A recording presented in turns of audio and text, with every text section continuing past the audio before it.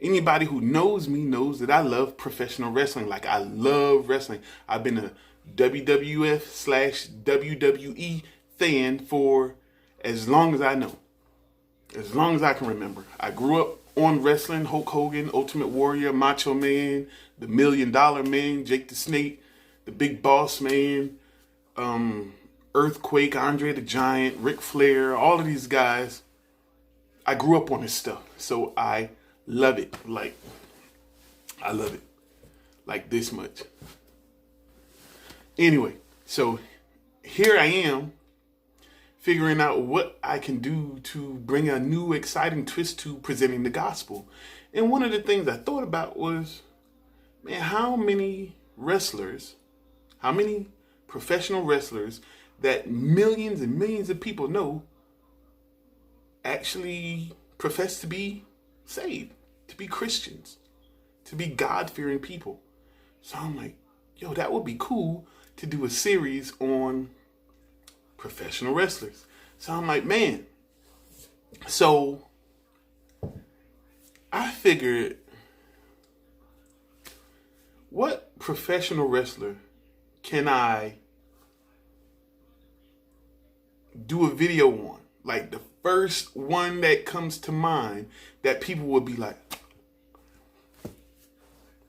And so I thought about it, because his character in the ring does not match the profession of his faith.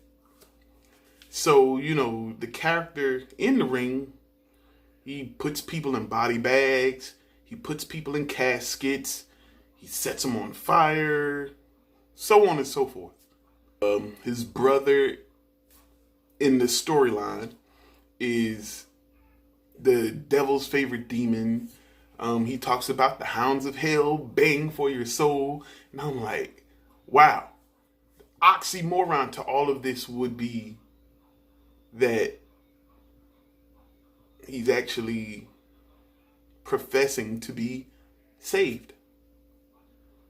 And it's crazy because it shows God's sovereignty when you actually look at it, because he doesn't profess to be perfect. None of these people are perfect. Some of these people still may curse or say things, all of that stuff.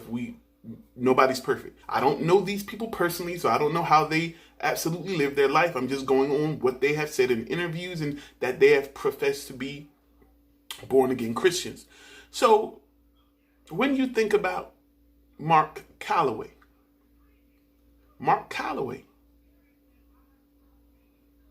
says he's saved, that he's, turning over a new leaf. He's given his life to Christ. But as you can imagine, you get exposed to a lot of different things, because of what you do.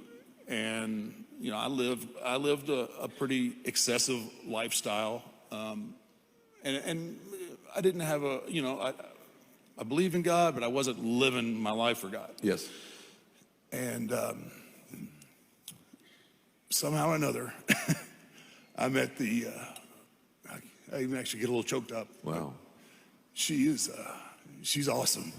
He talks about how another former WWE wrestler, Michelle McCool, who's his wife, who also professes to be saved, how he started going to church as a way to appease her. So my wife actually worked with WWE too. Her wrestling, Michelle McCool. It just caught my eye because I was like, no, you never cross over that line. And I always told guys, you don't date people that you work with, and this is not going to work. Finally, I she realized that I was not Satan, and so we ended up dating, and eventually she was living in Florida, and then she comes to Austin, and she started going to Lake Hills first, and I was like, okay, go, I'll be here when you get home. Just go ahead and do your thing. So she says, would you please just come to church with me one time? I'm like, babe, look, I'm gonna walk in there and the rafters are gonna start shaking, and I believe in God. I'm good. Just I don't want to, it's not going to work. But she was very persistent, and she wanted, she wanted me to be the man that I could be. And that has nothing to do with being the Undertaker. Because she kept, nagging him and begging him to go. So he finally goes. And when he goes, it's like, boom, God gets him while he's there. God deals with him on the spot. And so I went, and it was just the perfect circumstance at the perfect time. She pushed me, and I went reluctantly. But once I got there, and I grew up Catholic, and so I'm thinking to myself, man, I don't want to kneel, I don't want to get down on the pew. After 17 surgeries, you can figure my body doesn't really feel good all the time. So I'm like, so there were no pews, there were no, I didn't know there was no kneeling and everything. And I just had this, once again, it was kind of like the Eggman deal. Like I was getting myself worked up, right? Yeah. Because I was thinking, okay, all right, pastor's going to see me, and he is just going to throw fire and brimstone right at me. Boom, sinner. You can see him saying it out of his own mouth. But it's amazing. The Undertaker, as most people would know him, is saved. That's crazy. The same guy who drags people to hell and takes them on their last ride, like, this man is saved. That's crazy. And that also shows the power of God. The power of God. If you look at many parts of it, he went through a whole time where he was like, he had all these druids and all of this stuff. It was like based around a demonic character. His whole character was based around a demonic foundation, pretty much. He rolls his eyes up in the back of his head. He does all this stuff. The music is eerie, all of this stuff. And then he turns around and he's saved. Because God in his sovereignty planted Michelle McCool there to win his heart over. And as she won his heart over in the natural realm, her influence to him was to draw him to God. God knew what he was doing, placing Michelle McCool there. Also, according to reports, I think I read it in a Bleacher Report, that Paul Bearer, who was his manager, Paul Bearer, little short, fat, tubby guy, always wore a suit. He is also, or he passed away, so God bless his soul. He was also, according to the reports, he was also saved.